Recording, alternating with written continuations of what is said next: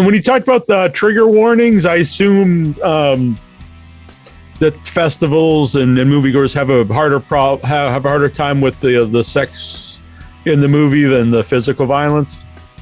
Yeah, that's the thing. That's the reason actually why so much of that stuff is like is cut away from, like, or done in a way where it's not shown in a graphic way in the movie, because I actually was, naively hoping that if I handled that well, then people, I could have my cake and eat it too. I could still have like the, how do we put these characters into real danger? Well, we introduce this sexual violence element to it, and introduce like a character who, like, I don't want to see her get raped. Like you really don't want to see her get raped. I don't.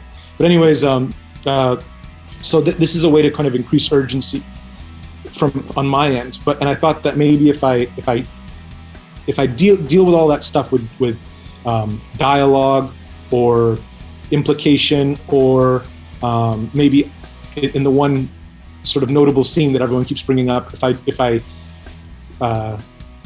show the reaction of somebody watching it and just do it with audio, then I'll be able to kind of have the horror, but I don't have to be exploitational in the truest sense of the word.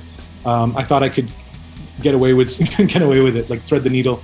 But the problem is that there's some people out there who just if even a mention of that is made, I'm not with this, miss me with that shit. Or the Texas Chainsaw Massacre effect, where it's like people think it's the goriest movie of all time. Right. Like no blood in it, yeah. Exactly. But people walk away thinking they saw something they didn't, and I've seen that too in reviews. People talking about like something that they thought they saw something, or they're like, oh, and then you see this one scene, and they can go.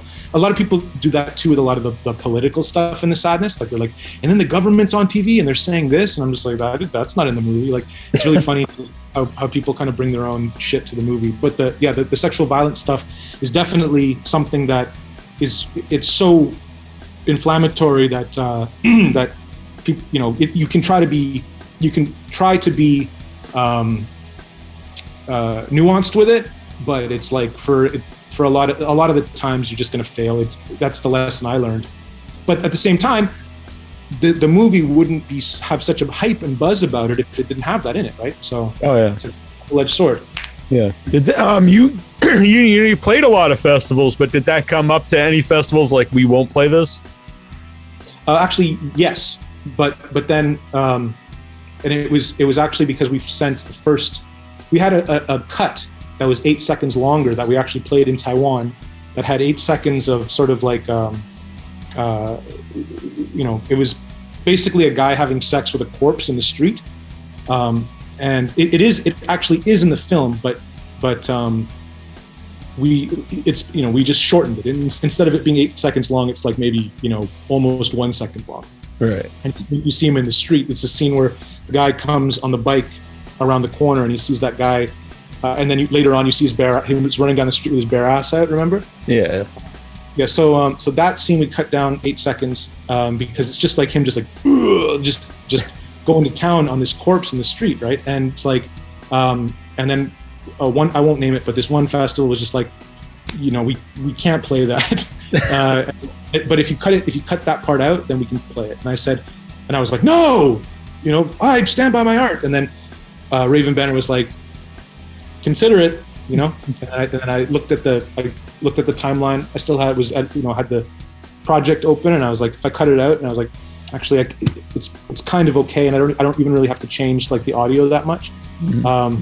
And then it's like in Friday the 13th Part 7, when Jason smashes the sleeping bag against the tree, and in the original cut it's like multiple times, but they do it for just one time, and it's more impactful.